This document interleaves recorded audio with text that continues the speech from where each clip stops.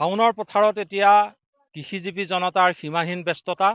কলিয়াবৰৰ মাজগাঁৱৰ এইখন পথাৰত এনেদৰেই এদল ৰোৱনীয়ে ভূঁই ৰোৱাত ব্যস্ত হৈছে।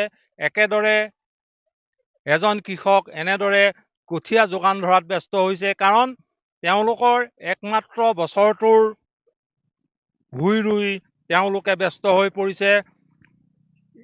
এনেদৰেই তেওঁলোকে ভূঁই ৰুই বছৰটোৰ বাবে নিজৰ পেটৰ ভাতমুঠি গোটোৱাত সকলো এতিয়া ব্যস্ত হৈ পৰিছে। আমি দেখুৱাইছোঁ কলিয়াবৰৰ মাজগাঁৱৰ এই ভূঁই ৰোৱা দৃশ্য। এনেদৰে এদল ৰোৱনী মাজগাঁৱৰ এই পথাৰত এতিয়া ভূঁই ৰোৱাত ব্যস্ত হৈ পৰিছে। আমাৰ লগত এগৰাকী ৰোৱনী আছে, তেখেতৰ পৰা জানিম। বাইদেউ, আপোনালোক এনেদৰে এতিয়া ব্যস্ত হৈ পৰিছে? আমি এতিয়া এইটো পথাৰত ধান লগাই আছো। আমাৰ পেটৰ কাৰণ, বছৰৰ কাৰণ ৰুই আছো। এইটোহে আমাৰ কাম হয়। বছৰি এনেকৈ ৰুৱে? বছৰে আমি এনেকে ৰুই যাওঁ। কিমানজন কৃষকে ইয়াত এনেদৰে খেতি কৰে? বহুত মানুহে এনেকা আমাৰ খেতি কৰে ইয়াত, গোটেই ৰাইজসকল। মাজগাঁও পথাৰ যাওঁকটা এনেকাই খেতি কৰোঁ। আমি খাওঁ বছৰে বছৰ, থাকোঁ এনেকাই। আপোনাৰ কঠীয়া যোগানো ধৰি আছে আপোনালোকৰ? আমাৰ কঠীয়াও যোগান ধৰিছে আমাৰ গাঁৱৰ মানুহসকলে। তেনেকাই থাকিব লাগে। আমি কাম কৰা খোৱা মানুহ হয়, দুখীয়া। আমি খেতি বাতি নকৰিলে আমি কি খাম? আমাৰ তিনিটা ল'ৰা ছোৱালী আছে, আমি এনেকাই থাকোঁ।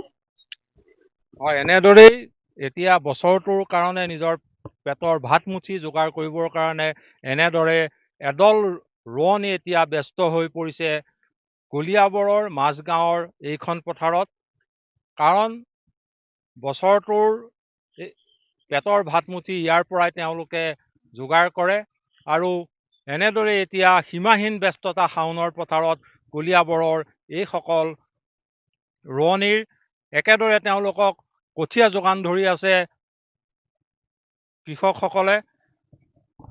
আপোনালোকে প্ৰত্যক্ষ কৰিছে এইদৰেই মাজগাঁৱৰ এই পথাৰত এদল ৰোৱনী এনেদৰে ৰ'দ বৰষুণ কাটি কৰি তেওঁলোক ব্যস্ত হৈ পৰা দেখা গৈছে। নিজৰ বছৰটোৰ ভাতমুঠি যোগাৰ কৰিবৰ কাৰণে সীমাহীন কষ্টৰে ৰ'দ বৰষুণ কাটি কৰি কলিয়াবৰৰ মাজগাঁৱৰ পথাৰত এইদৰে এতিয়া ভূঁই ৰোৱাত ব্যস্ত হৈ পৰিছে। কাৰণ এনেদৰেই যদি কষ্ট কৰা নহয়, তেওঁলোকৰ পেটৰ ভাতমুঠি বছৰটোৰ বাবে যোগাৰ নহয়। এতিয়া ৰ'দ বৰষুণ কাটি কৰি কলিয়াবৰৰ মাজগাঁৱৰ পথাৰত এইসকল কৃষিজীৱী জনতা এতিয়া এনেদৰেই ভূঁই ৰোৱাত ব্যস্ত হৈ পৰিছে।